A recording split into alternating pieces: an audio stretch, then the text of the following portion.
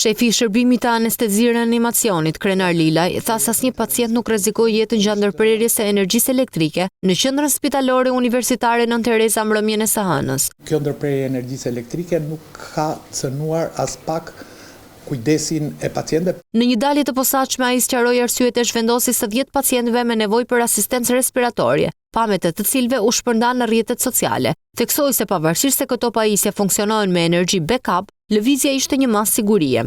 Për të shmangur rënien apo mos funksionimin e njëkohshëm të disa aparateve respirator, vendosëm kalimin e të smurëve në godinën tjetër të spitalit, duke siguruar vazhdimin e trajtimit edhe në kushtet e reja të reanimacionit të ri.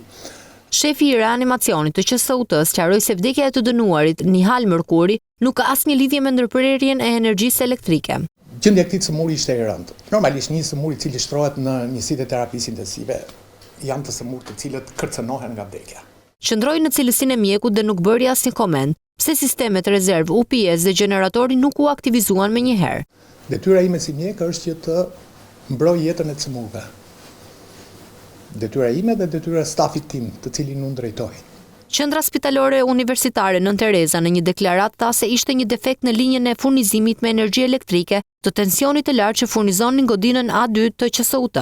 Operatori i sistemit të transmetimit dhe ai i shpërndarjes në deklarata të ndara sqaruan se ndërprerja e energjisë elektrike që preku QSUT dhe disa zona të kryeqytetit u shkaktua nga një defekt që çoi në stakimin e linjave 110 kW, Tirana 1 uzina traktori.